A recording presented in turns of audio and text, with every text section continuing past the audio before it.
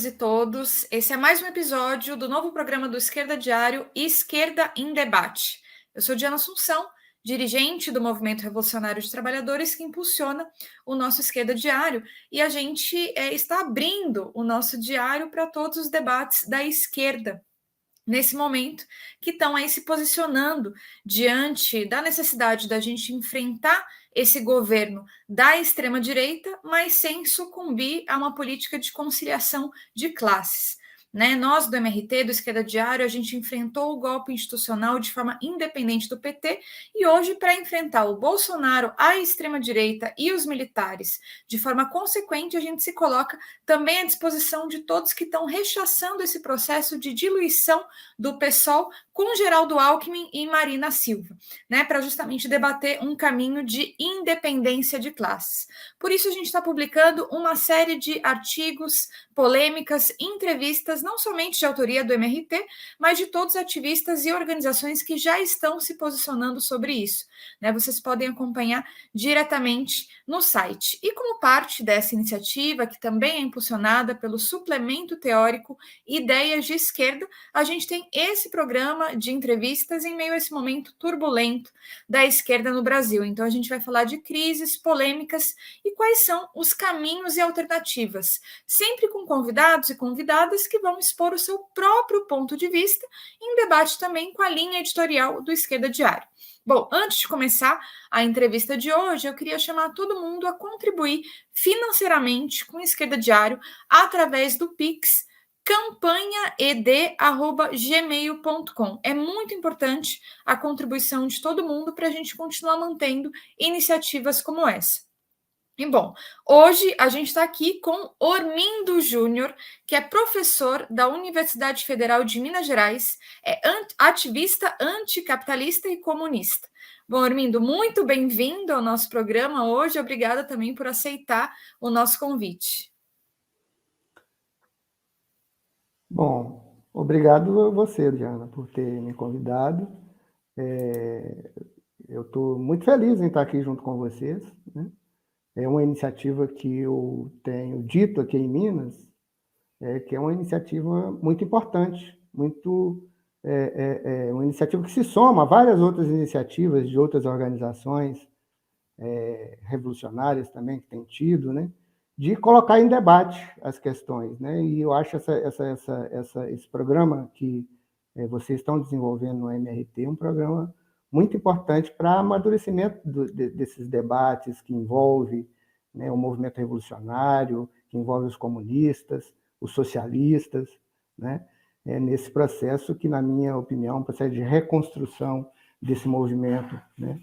Após eu diria que um abissal destroçamento, né, por qual esse movimento comunista, revolucionário, né, esse movimento operário passou no século XX. Obrigado, e espero que a gente possa contribuir aqui para trazer mais elementos para esse debate, para essas discussões que são fundamentais nesse momento. Sim, com certeza.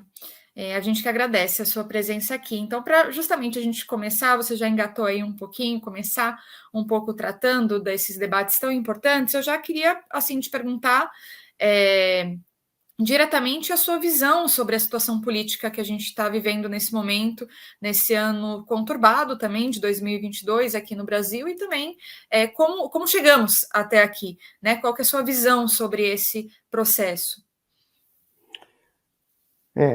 Com certeza, né? Eu já até iniciei falando, né, na minha opinião, essa crise, né, pela qual, sem precedentes, né, nós vivenciamos, né, tanto do ponto de vista, tanto o capitalismo vivenciou, né, que eu acho que do ponto de vista do capitalismo isso não é uma novidade, né, a crise, mas do ponto de vista do chamado socialismo de acumulação, ou socialismo real, durante o século XX.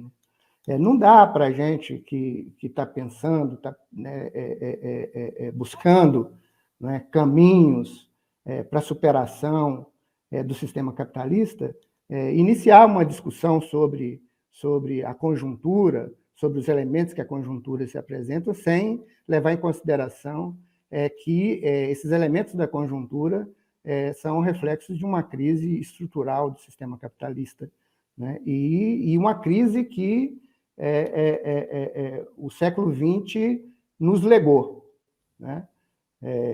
O século XX inicia, né? O capitalismo inicia o século XX com duas grandes guerras mundiais, na tentativa de solucionar as crises, solucionar os seus problemas, né?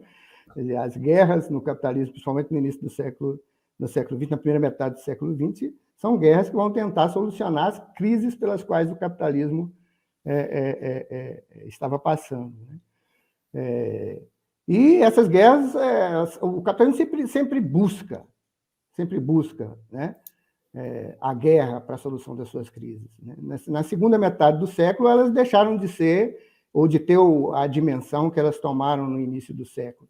Mas na segunda metade, as guerras localizadas sempre existiram como tentativas de solução para os problemas, né? E, mais recentemente, a gente está vivenciando essa guerra interimperialista, agora, do século XXI, né? Que é fruto desse desenvolvimento do sistema capitalista, né?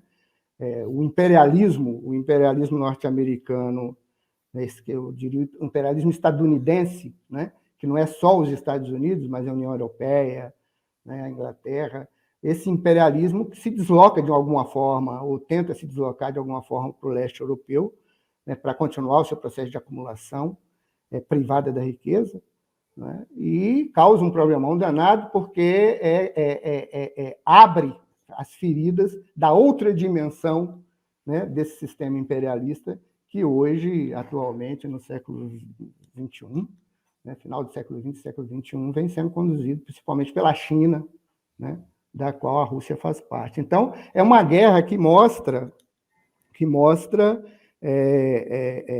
as possibilidades da barbárie que o sistema capitalista nos coloca, né? A crise não é uma novidade do ponto de vista do sistema capitalista, não é? É um sistema que não convive sem a crise, não é? É impossível um sistema conviver sem crise, um sistema que, a par da produção inimaginável de riquezas, produz uma quantidade ainda maior, inimaginável de pobreza. A gente está vendo isso. A situação aqui no nosso país está chegando num limite impressionante. As próprias classes dominantes já estão divulgando, né, os dados, né? Se a gente pegar a última divulgação aí, nós estamos convivendo hoje com cerca de 40 milhões de brasileiros que estão passando fome, né? Mas olha só, os dados mostram e são dados oficiais, né? Dados das pesquisas feitas pela própria classe dominante. 127 milhões da população nossa no Brasil hoje vive em insegurança alimentar, né? É impossível conviver com uma situação dessa, né? Esse sistema produz isso, né? Marx já dizia no século XIX, é impressionante um sistema social produtor de tanta riqueza que, ao mesmo tempo, produz tanta miséria e tanta pobreza, né? Agora, a crise do movimento operário, a crise do movimento revolucionário, né? A crise do movimento comunista, né? Que o século XX nos trouxe em função do desenvolvimento do chamado socialismo real, do chamado socialismo de acumulação, né? Do desenvolvimento muitas vezes equivocado, essa crise essa situação trouxe uma crise sem precedentes para o movimento revolucionário, né? Agora, no final do século XX, início do século XXI, parece até que a crise do capitalismo sumiu, desapareceu, né? E que os sonhos iluminados do sistema capitalista, né? Os brilhantes sonhos do sistema capitalista, né? Não encontram resistência, né? Nós perdemos a capacidade de vislumbrar uma saída potencial, né? Para essa situação de miséria que o sistema capitalista produz, né? Do ponto de vista teórico, do ponto de vista político, do ponto de vista prático, ou seja, do ponto de vista ideológico, né, ideológico, né, esse movimento hoje é um movimento que se encontra ainda muito destroçado por essa sua história.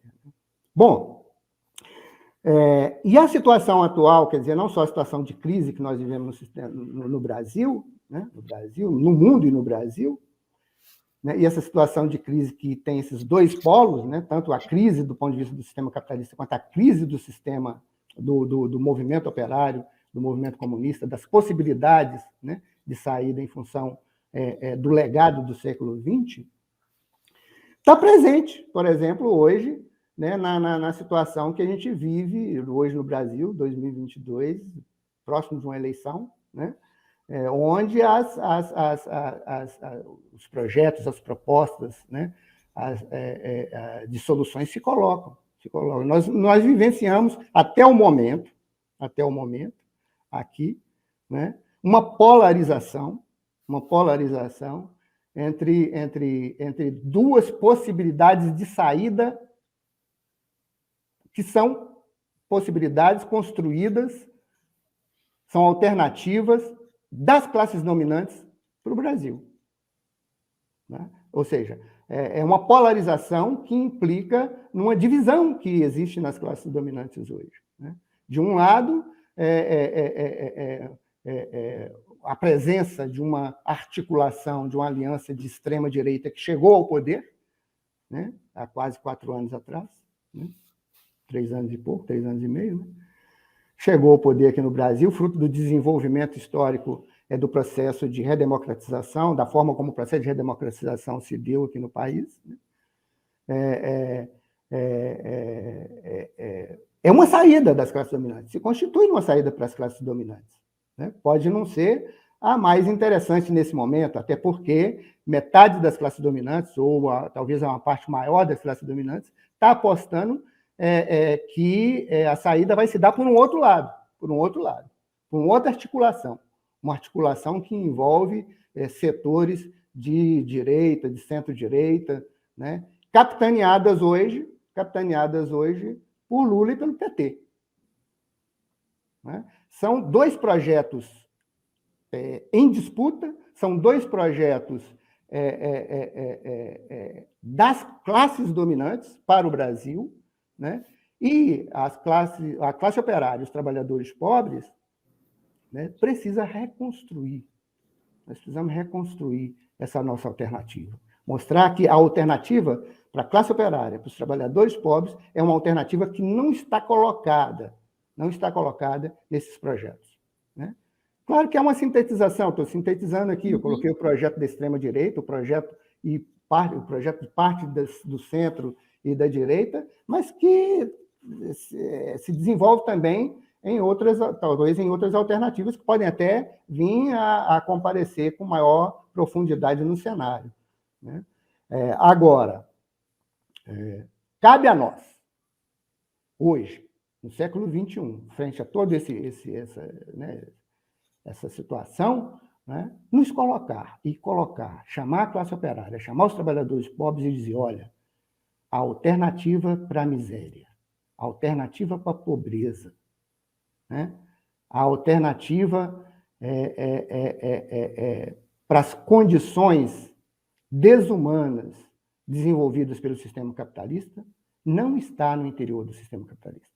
É preciso a superação desse sistema, é preciso uma outra configuração, é preciso uma outra ordem social. Né? E passa de imediato por uma recomposição no poder. Né? Passa de imediato por uma mudança do ponto de vista do poder de Estado. Né?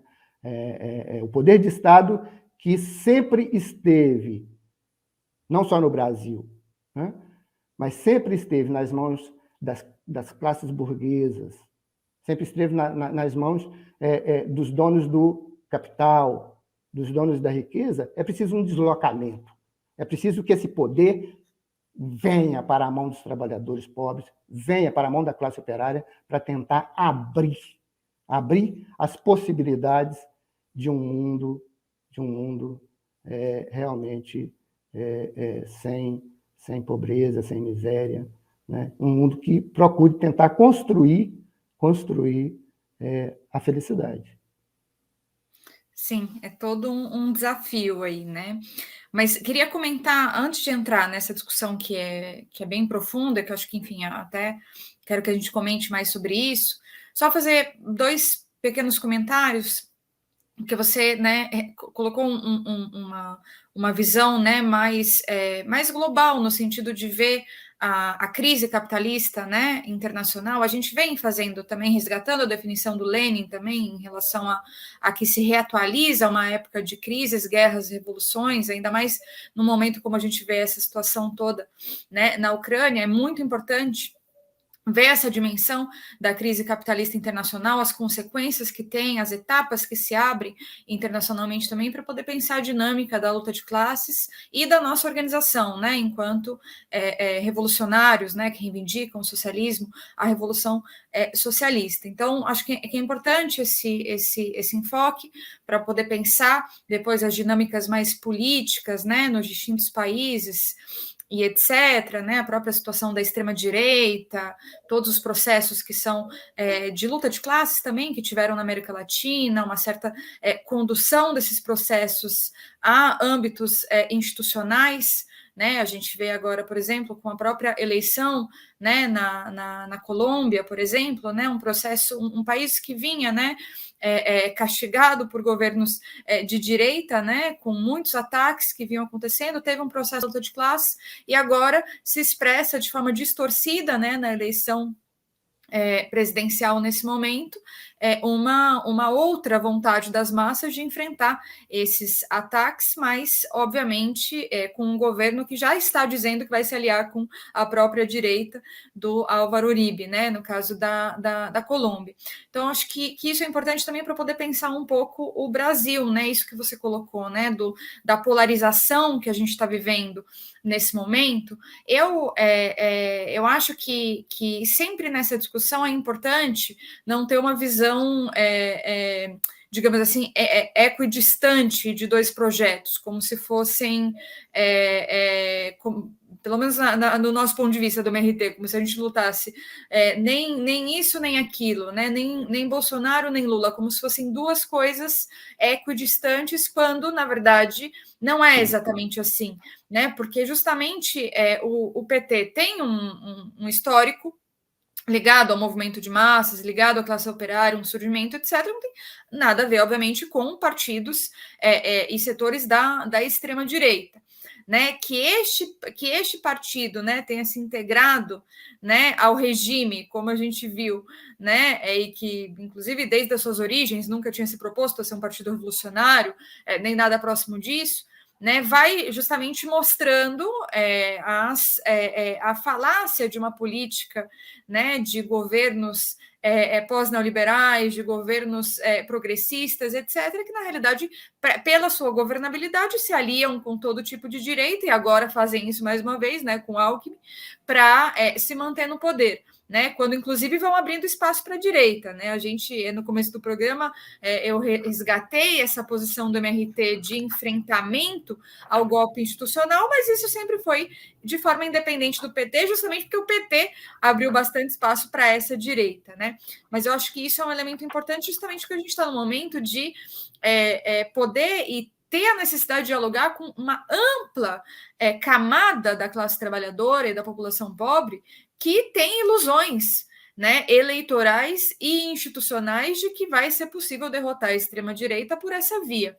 Né? Então, ou seja, a gente tem o desafio de como você colocou, né, de mostrar para os trabalhadores que por dentro do capitalismo nada vai ser conquistado efetivamente, né, de maneira duradoura, porque depois as próprias crises retiram conquistas parciais que a gente tem arrancado com a nossa luta, mas também dialogar com os trabalhadores que estão aqui nesse momento com essa enorme ilusão eleitoral. Então, isso é todo um debate. E eu acho que essa crise que você colocou, né, essa crise do movimento operário, da direção, né, revolucionária do movimento dos trabalhadores, etc., é muito importante e remete a um elemento que eu também queria te perguntar um pouco, ainda que a gente possa ir voltando em vários temas aqui na entrevista sem problema nenhum, mas que eu queria te perguntar, que é justamente nesse momento de tanta crise em vários âmbitos, né? Econômica, social, ambiental, de guerras, né? Como a gente estava comentando agora, qual que é a importância que você vê de retomar Marx e a teoria marxista para fortalecer essa crítica anticapitalista, para esse convencimento dos trabalhadores que consigam entender algo que possa, inclusive, ir além das eleições, né? E além dessa disputa institucional que o PT e agora setores da esquerda querem transformar como um fim em si mesmo, né? Praticamente. Então, queria que você comentasse um pouco sobre isso também. Isso. Eu vou começar pelo final aí, né? Sim. Que você tá colocando. Eu acho que nós estamos fazendo vários debates, né, vendo que essa situação é uma situação que todos estão, né, comentando nessa mesma proporção que a gente vem desenvolvendo aqui. Agora, com certeza, né, Diana, hoje, né, por isso que eu iniciei com o problema do século XX, hoje, né, para o movimento revolucionário, né, para o movimento socialista, movimento comunista, né, retomar, né, para que a gente possa criar, né, condições subjetivas, né, é preciso, não dá para poder fazer essa retomada sem olhar a nossa história, né? Se antes também não era possível, por exemplo, quando finalizou a primeira internacional, a segunda internacional, durante o processo de constituição da segunda internacional, ela tinha que olhar um pouco para trás, o nosso caso hoje é fundamental, né? O século XX, ele trouxe uma novidade, que foi a tentativa de constituição de sistemas sociais diferentes, né? Diferenciados, né? Tentativa de construção do socialismo, né? O movimento operário, o movimento comunista internacional passou por uma história que é preciso a gente voltar a ela, né? É preciso uma retomada, e essa retomada, ela não é uma retomada só do ponto de vista político, ela também é uma retomada do ponto de vista teórico, né? Teórico-político, né? E ideológico até, né? Sem um retorno, né, a essa história, né, de forma crítica, de forma aberta, dificilmente nós vamos conseguir trazer elementos que possibilitem uma retomada do ponto de vista subjetivo, né? Do ponto de vista subjetivo. Por isso, repensar, né, a partir da perspectiva ou do convite, a partir daí, do convite a que Marx nos fez no século XIX, é fundamental. Obviamente que não é trazer para o século XXI, né, aquela dinâmica histórica de lá, não é isso, né? O Marx é essencial. A teoria social desenvolvida por Marx no século XIX é essencial, é fundamental. É necessário que a gente volte a ela, né? Mas ela não é suficiente para o século XXI, com certeza, né? Agora, é fundamental um retorno no sentido de verificar a nossa história. Né?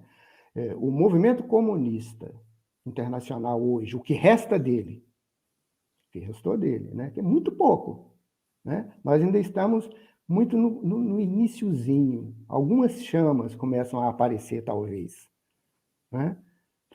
Né? Precisa de voltar do ponto de vista da análise do qual é o significado, qual é realmente o convite que Karl Marx nos fez no século XIX, né? Que, de certa forma, pode transformar, pode mudar o mundo. Né? É preciso hoje, mais do que nunca, superar a dimensão idealista. A dimensão idealista não foi em nenhum momento da nossa história ainda superada. E hoje é fundamental. E essa dimensão idealista, do ponto de vista teórico, do ponto de vista ideológico, leva à dimensão idealista do ponto de vista político, do ponto de vista da ação. Né? Até por causa do próprio desenvolvimento do sistema capitalista. A forma como esse desenvolvimento se dá, produzindo e provocando ilusões, fantasias. A produção de ilusões, a produção de fantasias é fundamental ao processo de reprodução do sistema capitalista. É fundamental. Né? Obviamente que essa situação que nós estamos vivendo agora, do ponto de vista político, né, o que explica essa situação que nós vivemos agora, do ponto de vista teórico, do ponto de vista político, do ponto de vista ideológico, é a nossa história. Assim, o que explica o porquê, né, ainda, né, das grandes massas do povo trabalhador, do povo pobre, achar que é possível melhorar. É possível, de alguma forma, ter algo que possa minorar a nossa situação. E aí busca na fantasia, na ilusão, que a própria política produz. Né? A produção disso no movimento operário, né, na nossa história mais recente, é intensa. Né? Vem desde os finais da década de 70 e início da década de 80, né, quando, aqui no Brasil, começava a se superar, né, o processo histórico anterior, autoritário, de ditadura e etc., né, num processo que estava começando a abrir para uma nova perspectiva, né, a ideia de que a democracia era algo fundamental, necessário, e era, para a reconstrução, né, mas a quantidade de ilusões que a ação política das chamadas, vamos dizer assim, personais do capital, da ação política burguesa no interior do movimento operário, para produzir as ilusões e as fantasias. A ilusão principal de que é possível melhorar, é possível remediar, é possível reformar. Né? Reformar. Isso está presente hoje.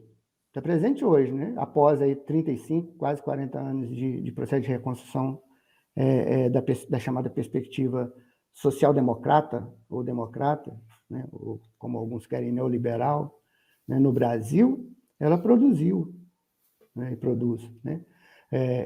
Nós tivemos aí, de 2003, principalmente, 2004, até agora, recentemente, 2015, por aí, né? Um processo de cooptação do movimento popular, cooptação do movimento sindical, cooptação das lideranças, né? Para ajudar as reformas dirigidas pelo Estado, que foi impressionante. Né? E nós vamos demorar ainda muito tempo para recuperar.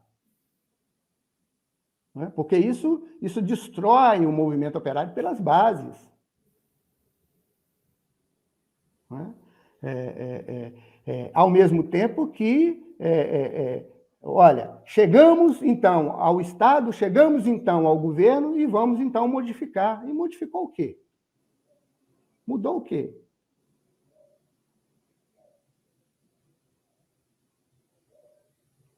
não é? Algumas coisas sim, algumas reformas, né? Mas não mudou a essência do sistema, né? Então, é uma produção de ilusões que é muito significativa, né? E que se dá, né? Se dá agora no processo eleitoral, né? Essa ideia de achar, não é? Que o arco de alianças hoje, que envolve o PT e o Lula, é um arco de alianças que tem presença da esquerda. A esquerda,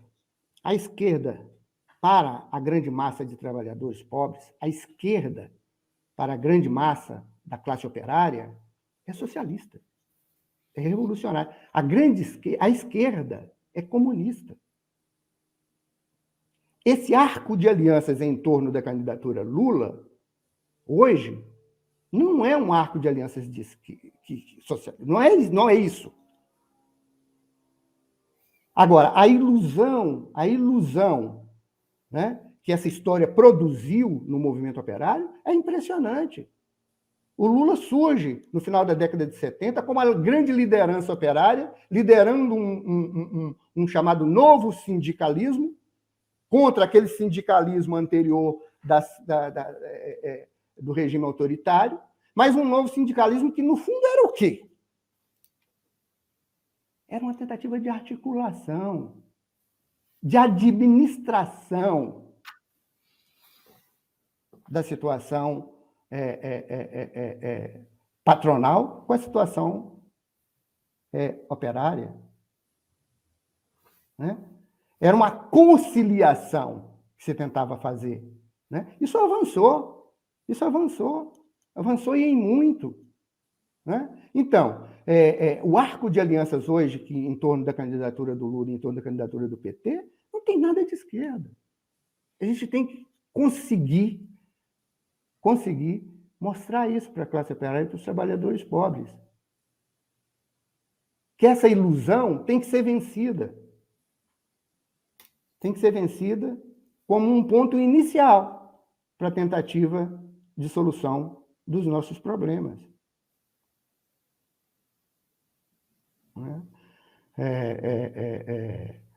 Então, acho que é um pouco isso. Olha, é fundamental a retomar a perspectiva de Marx, no sentido de quê?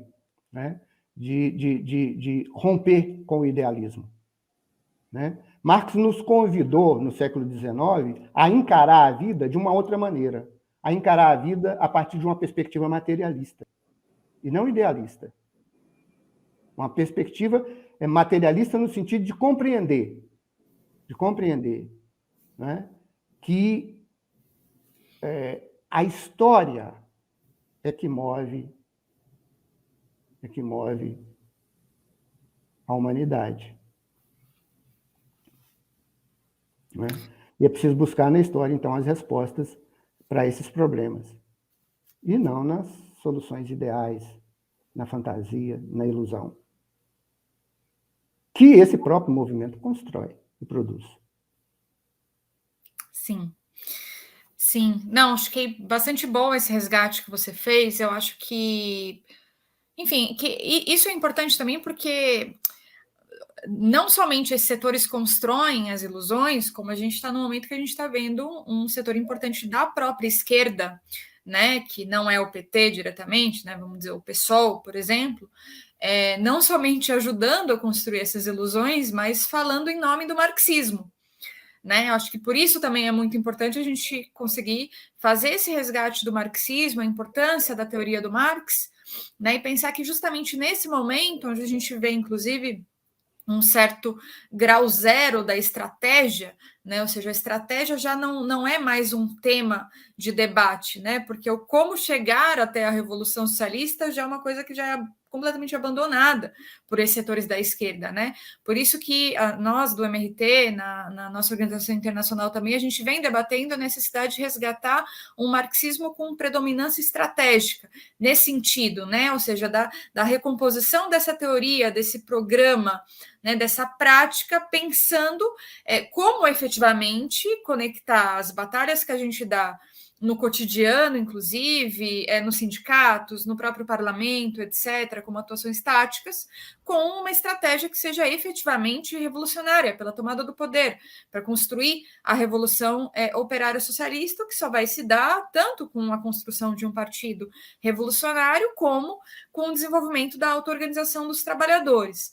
Né? Então, eu vejo isso como um elemento bem, bem importante para a gente poder pensar o hoje, o agora, nessa situação concreta que está nesse momento, né? Inclusive, você comentou um pouco, né, sobre essa questão do que era o PT, né, nas origens, né? Que eu acho que, enfim, é importante porque justamente o PT está nesse momento num nível de integração ao regime muito grande, né? Ou seja, chegou a diretamente gerir, né, o capitalismo brasileiro nos seus governos, né, inclusive no momento em que o Lula chegou a ter 80% de popularidade, nem com esse nível de apoio fez nenhum tipo de alteração estrutural, né, no capitalismo, ou seja, nenhuma reforma contundente, digamos assim, desse ponto de vista. E é sempre importante ver esse histórico, né, porque também no balanço me parece que é fundamental justamente distinguir o que foi o espetacular ascenso operário, né, das décadas aí do final de 78, começo de 80, e justamente o que significou como um desvio disso a própria intervenção do Lula, né, e os chamados sindicalistas autênticos, né, justamente porque esse surgimento, né, do PT ele não tem como ser explicado por fora desse ascenso e da crise que vai se abrir no regime militar. Né? A proposta de um PT, de um partido dos trabalhadores, né, inclusive veio do próprio movimento operário, né? Mas aí justamente a atuação do Lula já no ascenso foi, né, como você citou, de controlar a ação dos trabalhadores, dos metalúrgicos em particular, né, e buscar uma saída conciliada com o regime, né, e vai assumir esse papel desde o início para ser parte da transição pactuada, né, e enfim, com os militares, e terminar de adaptação em adaptação, aí gerindo o capitalismo brasileiro, né, e agora a gente vê essa tentativa de retorno do PT, depois de todos os ataques que sofreu desse mesmo regime que fortaleceu, né, tanto com o golpe institucional quanto com a prisão arbitrária do Lula, agora, junto com os golpistas de ontem, né, e com a direita, né, como é o Geraldo Alckmin, está aí se propondo a gerir novamente o capitalismo. Né? Então, enfim, acho que são elementos importantes. E aí o que eu, enfim, você ressaltou esse elemento, né, das ilusões que são construídas, né? E eu acho que isso se remete não somente ao processo eleitoral, mas também ao papel dos sindicatos.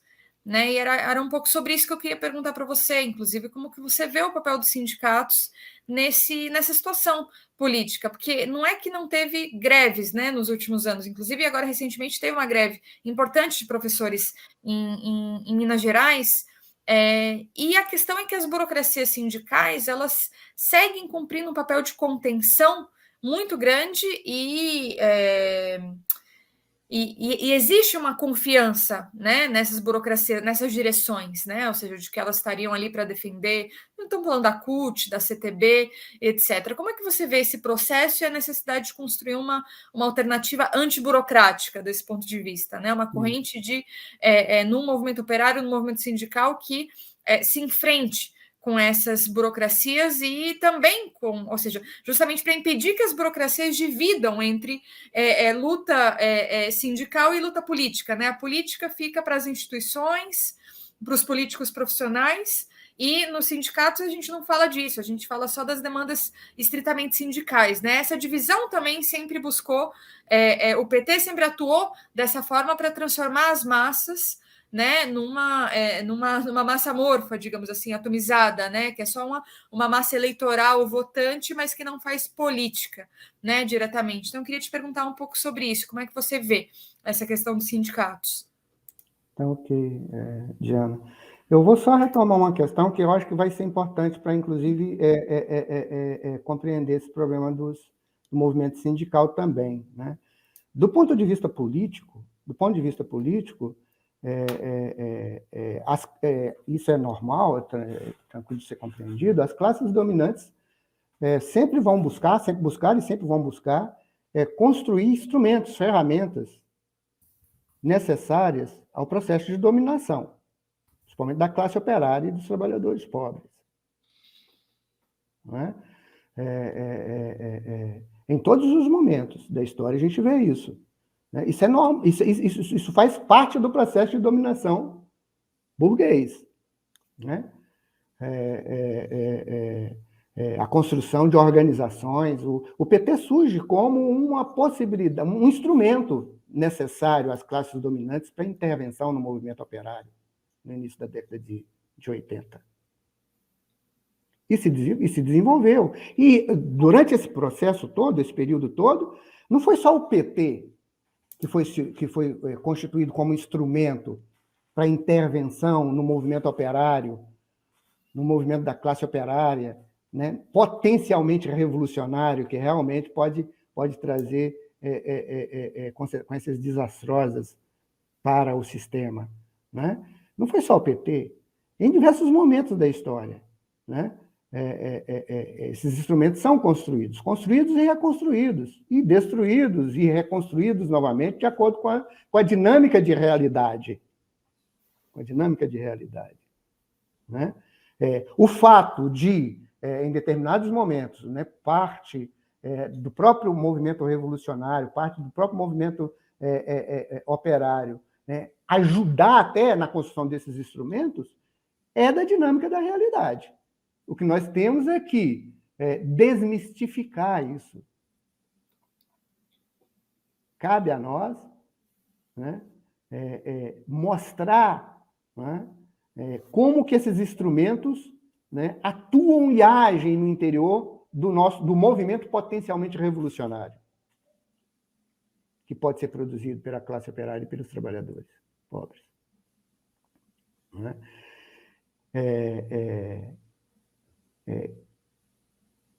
Mais recentemente, também, outros partidos. Eu acho, a minha opinião é que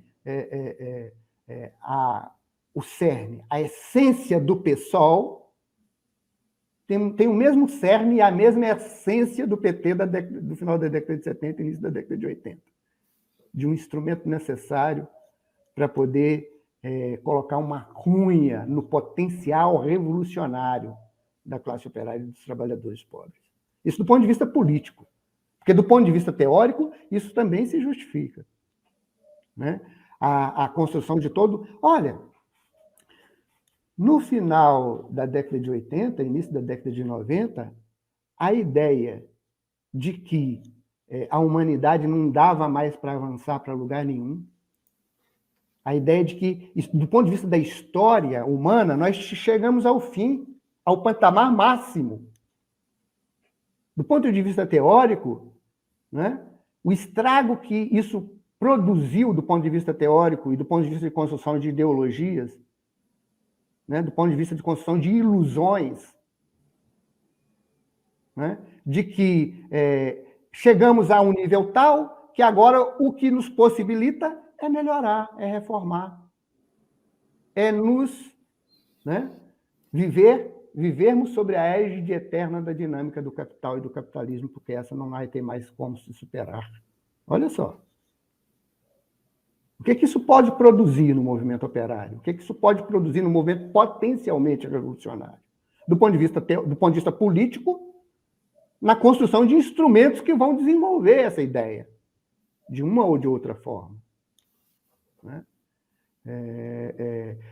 O ataque ao potencial revolucionário dos trabalhadores da classe operária é fundamental para a manutenção do poder.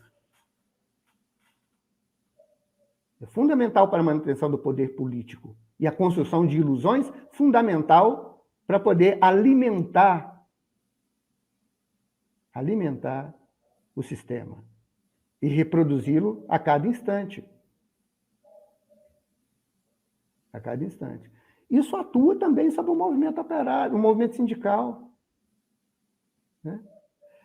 Toda a discussão sobre que agora o potencial inovador das tecnologias influi de tal forma no ambiente da produção que essa ideia de um sindicato só para uma categoria, está superada. Final da década de 80, início da década de 90. Né? A Toyota chegou a ter quantos sindicatos no interior dela? Acho que uns 50 ou 60 sindicatos no interior dela, no Japão. A ideia, percebe? Ou seja, mas não só isso, não só do ponto de vista de construção perspectiva, de uma perspectiva ideológica que vai atuar do ponto de vista teórico, do ponto de vista prático, do ponto de vista político, né?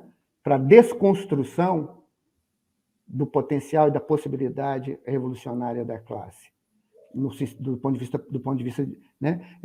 Vai agir efetivamente ao nível do movimento sindical, do movimento popular, do ponto de vista da cooptação, inclusive, desses movimentos para a dinâmica do próprio poder. Durante o governo Fernando Henrique Cardoso, aqui no Brasil, olha só, existia um plano de formação dos trabalhadores chamado PLANFOR, Plano de Formação dos Trabalhadores. Né? Diante do desenvolvimento tecnológico que nos assolava, né? Era necessário produzir novas qualificações à força de trabalho. E era mesmo. E é mesmo. Isso é fundamental para a dinâmica do sistema capitalista. Né? Do ponto de vista do processo de melhorar a qualificação dos trabalhadores, né? Principalmente daqueles trabalhadores menos qualificados, né? Programas como esse, políticas como esse, como foi o PLANFOR, eram fundamentais para melhorar a qualificação dos trabalhadores de base. O PLANFOR, durante o governo Fernando Henrique Cardoso, era um processo de certificação. O sujeito já era um pedreiro, mas para ser um pedreiro empregável, ele precisa ter um certificado. E para ele ter o certificado, a gente vai produzir um cursinho de qualificação para que ele consiga esse certificado e aí melhorar a sua empregabilidade diante do mercado. Fernando Henrique Cardoso gastou milhões com o PLANFOR. E o PLANFOR tinha algumas formas de implementação.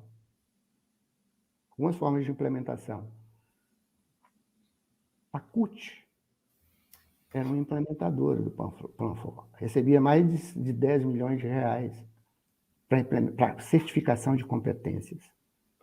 Não foi só as CUT. Eu estou citando a CUT, né? Mas não foi só. Foi o movimento sindical como um todo era implementador do PLANFOR. Não era a única forma. Tinha as chamadas ONGs, organizações não governamentais, que eram, inclusive, criadas para poder pegar esse dinheiro e implementar os processos de certificação. Esses processos de certificação eram, né, realizados de acordo com diretrizes para a qualificação profissional que vinha diretamente do Banco Mundial, dos organismos internacionais de financiamento desse processo. Olha o processo de cooptação que isso permite para a implementação. Né? Eu estou citando só um exemplo. Isso não parou, não. No governo Lula, depois, isso veio ter outro nome. Né? Mudou os nomes. Né? Até chegar no Pronatec. Então, são processos de cooptação do movimento operário, do movimento sindical, né? Do ponto de vista de colocá-los numa dinâmica de implementação de políticas que ajudem no processo de dominação, mas também, por um outro lado, do ponto de vista de desarticulação, de divisão. Ou seja, é um ataque feroz ao potencial revolucionário que a classe operária e os trabalhadores pode desenvolver. Né? O movimento sindical sofreu com isso. O movimento sindical hoje, não só no Brasil, o movimento sindical precisa ser completamente reconstruído, redimensionado, repensado. Não só do ponto de vista da organização em si, né? Das lideranças, né? Mas o que é fundamental hoje? Né? Como conduzir hoje uma greve? Né? Para que ela não seja funcional à dinâmica do sistema. Do ponto de vista sindical. Né? A ação, não existe uma ação puramente sindical desprovida da dinâmica da política. Né? Não dá para pensar uma separação entre política, ação política e ação sindical. A ação sindical é uma ação política.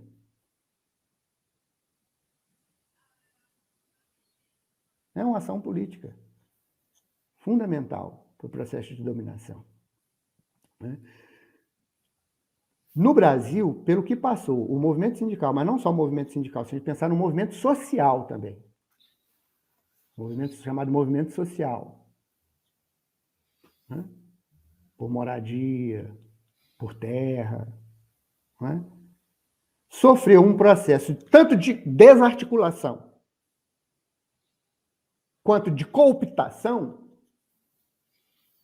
que é fundamental e funcional para a criação de ilusões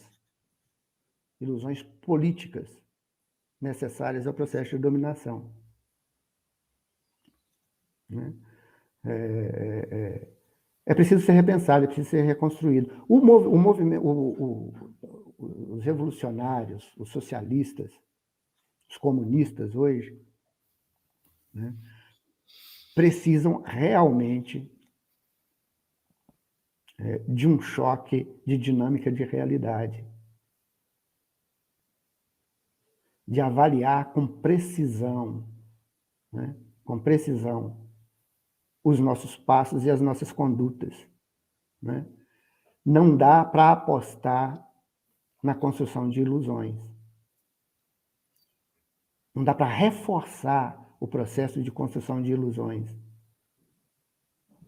Né? É fundamental derrotar Bolsonaro? É fundamental derrotar Bolsonaro, é importante derrotar o Bolsonaro. Agora, é preciso a gente chamar a classe operária e dizer para ela o seguinte, olha, o problema do Lula não é um problema que ele não é confiável. Não é um problema de confiança. Aliás, porque não dá nem para falar isso, que o Lula não é confiável, né? Porque quantos por cento? 45%, quase 50% dos eleitores estão depositando sua confiança nele, nessas pesquisas que a gente tem visto. O problema não é um problema de se ele é ou não confiável. A gente tem que mostrar que o Lula não é alternativa para a classe operária e para os trabalhadores pobres. Ele é alternativa para as classes dominantes.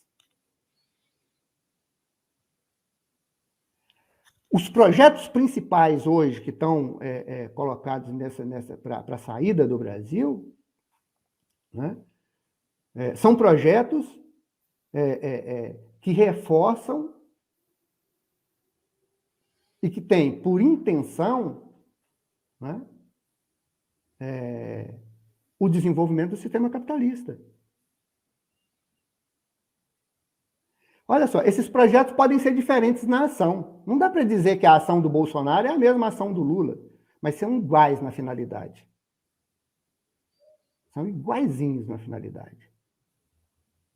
Isso cabe hoje ao movimento revolucionário, cabe hoje ao movimento comunista mostrar. Essa situação da Colômbia, né,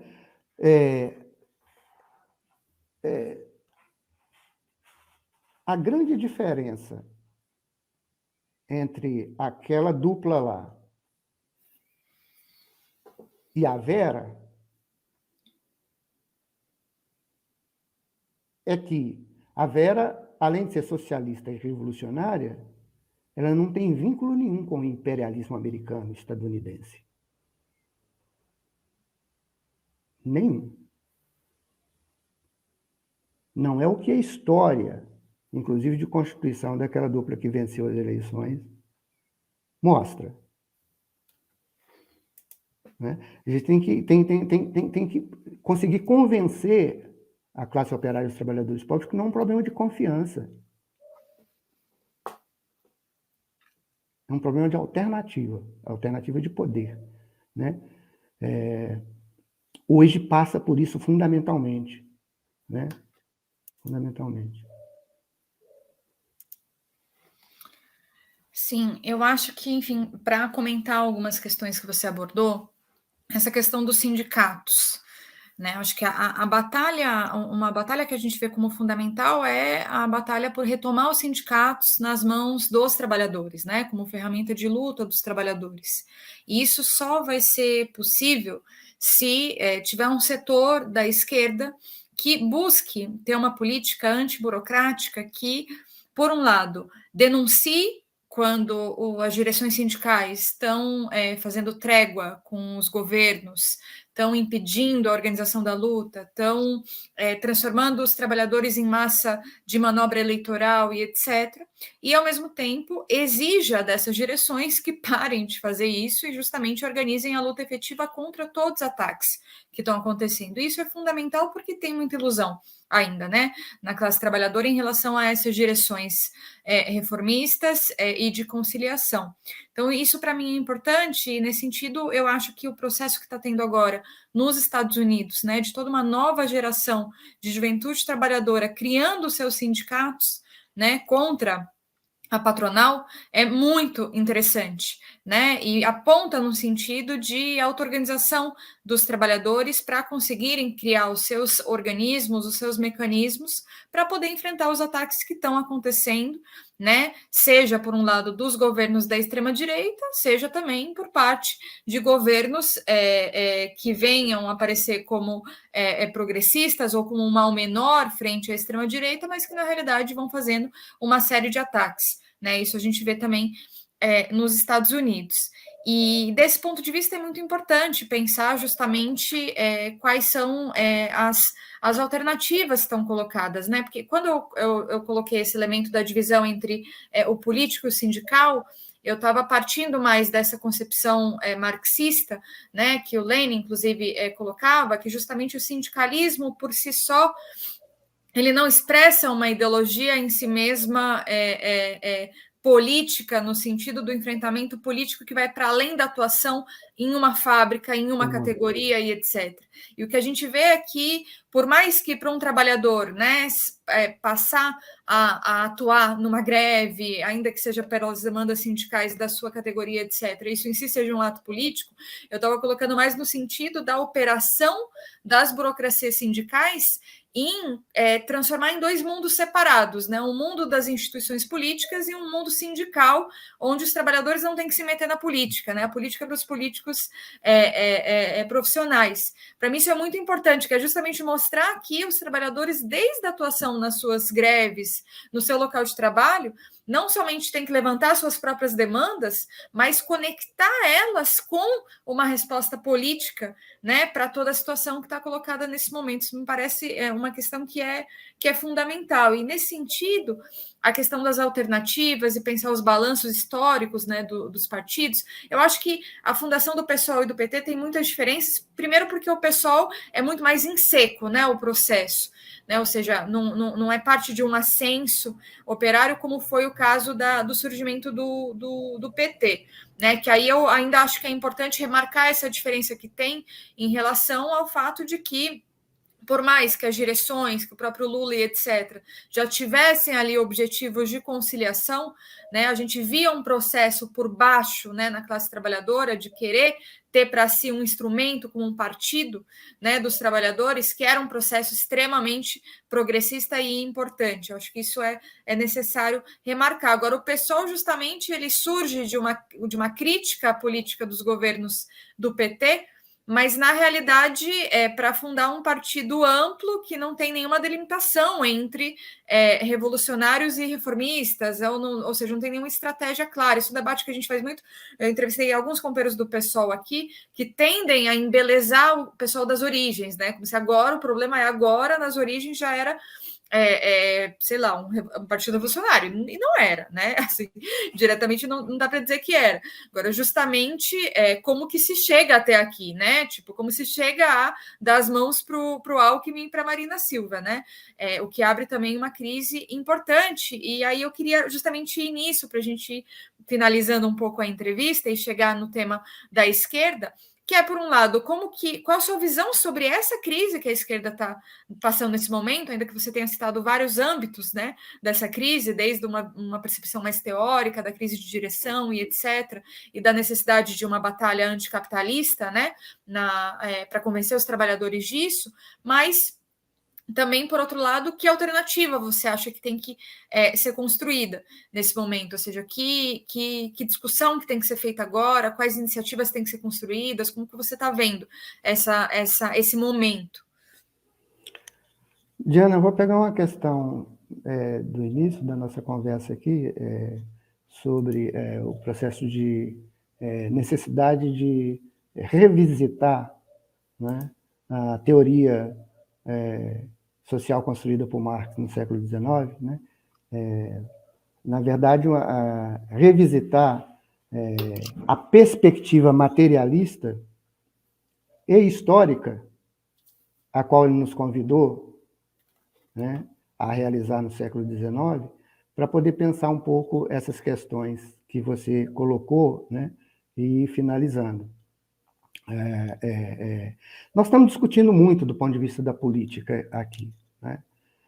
Estamos discutindo muito as alternativas que nós precisamos construir para o sistema capitalista, não é? Para essa situação de desastre a que o capitalismo nos trouxe, né? E a importância que tem a política nisso, né? Uma questão que é fundamental, que foi fundamental, que nos deixou o século XX, é exatamente essa: como produzir uma transição para uma nova dinâmica, para uma nova realidade, né?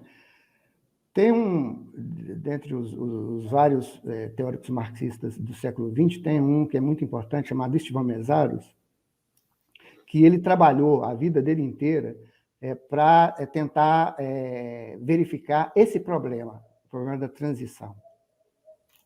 Porque, na perspectiva, na análise histórica que ele fez, no século XX, as tentativas de transição não transitaram. Isso nos faz revisitar do ponto de vista da perspectiva marxiana, vamos dizer assim, do pensamento de Marx, lá no século XIX. Qual que deve ser o fim do movimento operário, do movimento revolucionário? Isso foi uma pergunta que um jornalista fez para Marx quase no final da vida dele.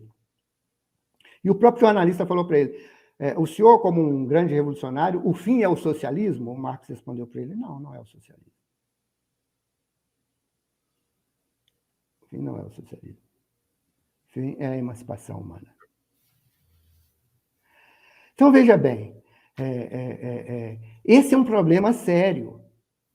Esse é um problema sério. Nós precisamos revisitar a perspectiva do materialismo histórico, dos convites a que o Marx nos fez no século XIX, para pensar, inclusive, a dinâmica de realidade de hoje, né? Na perspectiva histórica, do ponto de vista político, né, a liberdade em Marx tem como condição a superação da própria política, enquanto uma condição histórica de poder.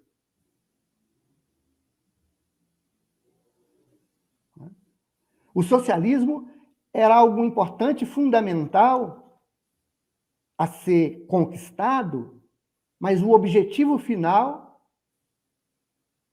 para aqueles que buscam a liberdade, era a superação da política, a superação da dinâmica colocada no interior do próprio socialismo. Olha só, socialismo não é nenhum reino de liberdade. Dizer para a classe operária e para os trabalhadores que o socialismo é a liberdade é produção de ilusões. Um outro filósofo muito interessante, muito importante, para mim talvez um dos maiores do século XX, chamado Georg Lukács, ele viveu nos anos 30, ele viveu no século XX, né? Viu a Revolução Russa, viveu na União Soviética dos anos 30. É engraçado, impressionante como que o Lukács, ao se direcionar para a União Soviética da época, ele se direcionava da seguinte forma: a ditadura tem que fazer dessa forma. A ditadura está fazendo dessa. Aquilo lá era uma ditadura. O socialismo é uma ditadura, não é uma liberdade.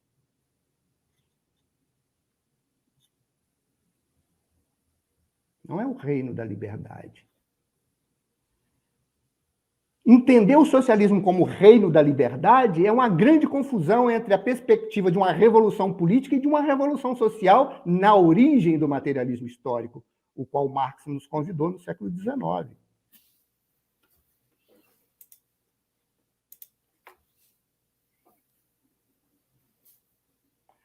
É preciso aprofundar, tratar hoje, né, desse problema da transição entre os revolucionários, entre os comunistas, do sentido e da necessidade, do sentido, da importância e dos limites dessa transição. E olha, eu te diria o seguinte, que hoje, no processo político hoje, eleitoral, o polo socialista e revolucionário dizer para a classe operária que o que nós precisamos é de uma alternativa de poder, de uma alternância de poder no Estado, de mudar a classe que domina o Estado, isso não é socialismo, não. Isso não é socialismo.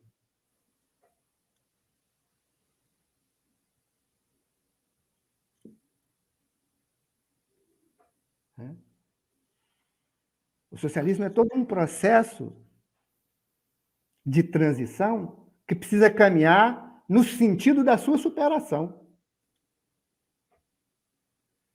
Marx nos dizia isso em 1844. Na década de 40 do século XIX. Ele já falava isso.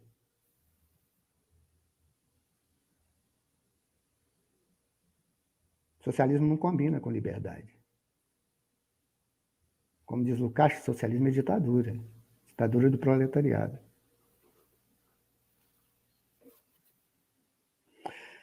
Eu espero que eu tenha comentado essa sua última fala. Eu acho que, enfim, entendo essa questão que você coloca em relação à diferença entre um estado de transição, né, ou seja, uma ditadura do proletariado, efetivamente, com o que seria o socialismo, o reino da liberdade, etc. Mas eu acho também que, assim, que quando as pessoas pensam em socialismo, em comunismo, por um lado, né, a apropriação de massas que tem nisso é muito superficial, digamos assim, né? Não entra nessa discussão mais terminológica, né, do marxismo.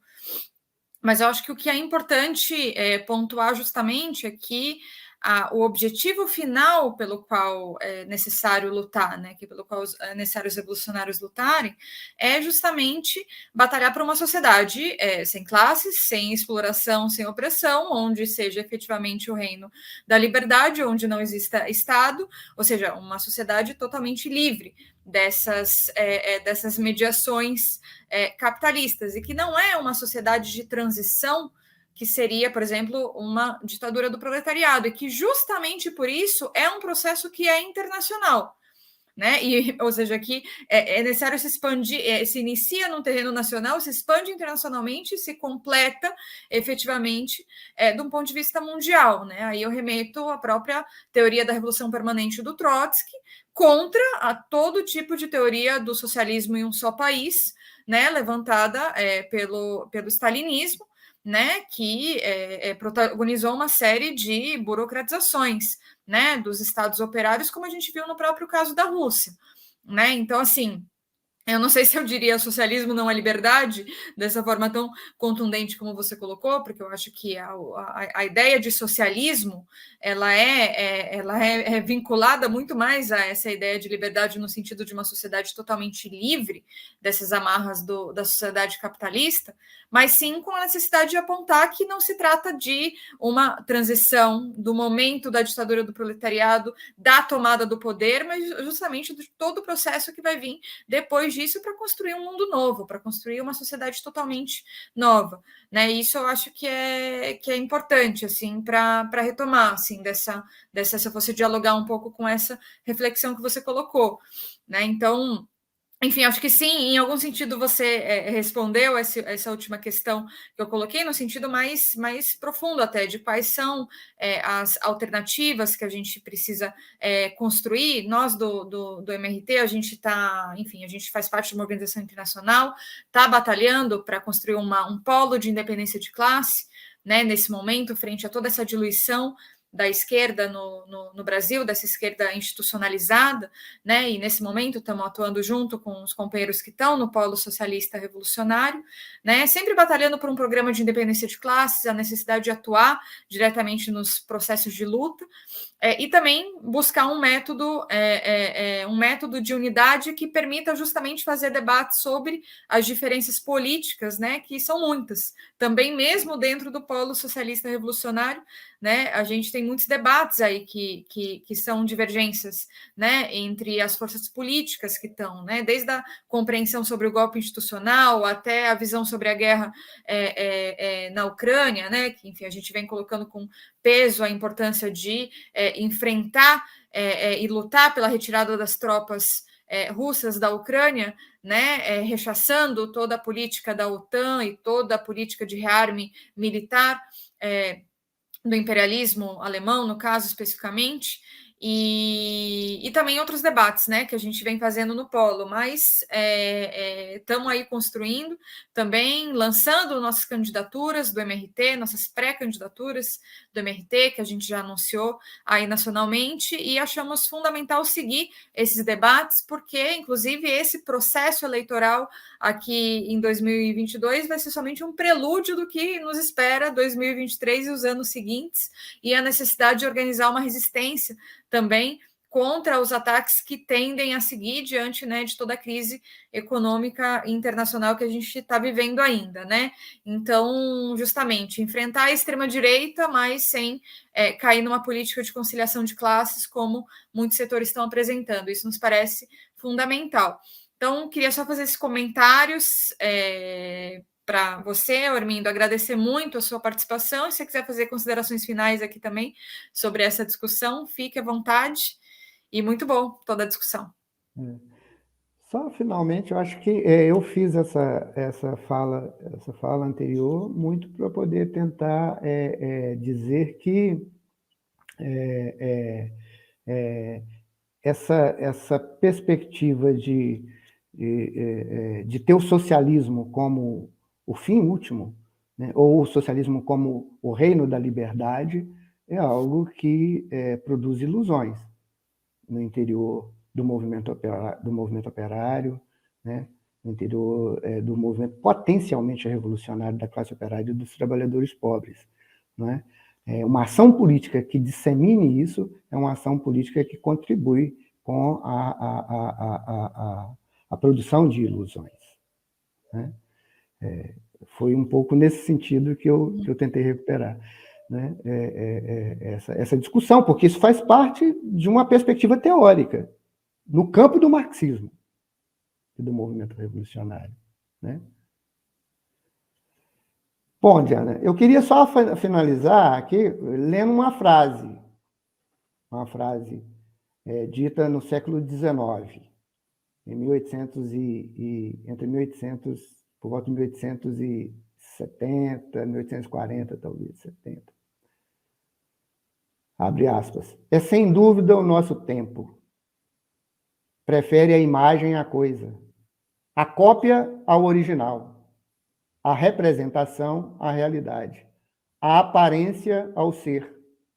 Ele, o nosso tempo, considera que a ilusão é sagrada e a verdade é profana.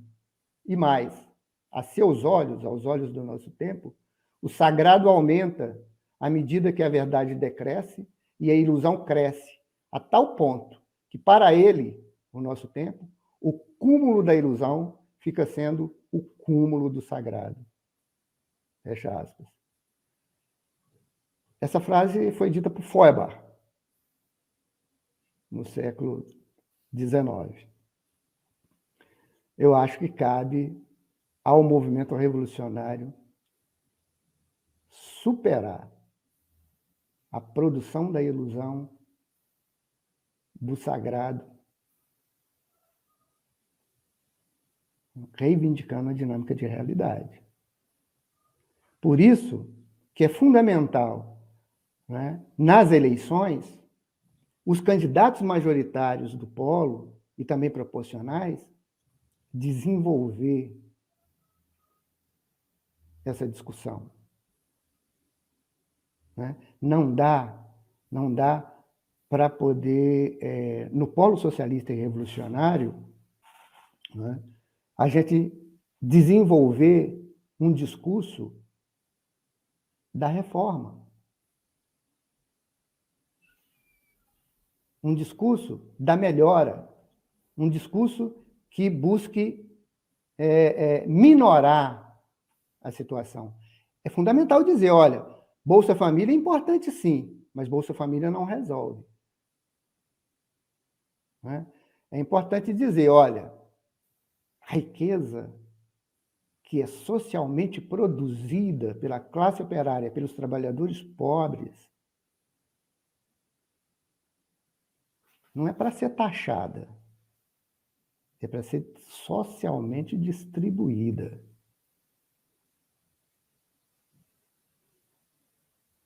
Até porque taxar grandes riquezas é uma bandeira hoje desenvolvida pelas classes dominantes. A Madame Luiza defende a taxação da riqueza e da renda dela como necessária para minorar os males produzidos pela apropriação privada da riqueza socialmente produzida.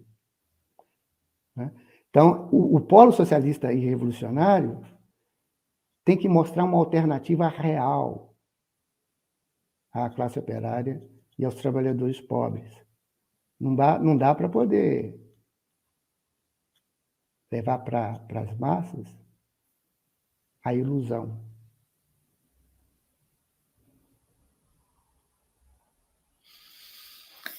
Muito bem, Armindo. Obrigada, agradeço mais uma vez por, enfim, suas colocações, você ter participado aqui da entrevista e sigamos debatendo. E agradeço também a todo mundo que está acompanhando a gente.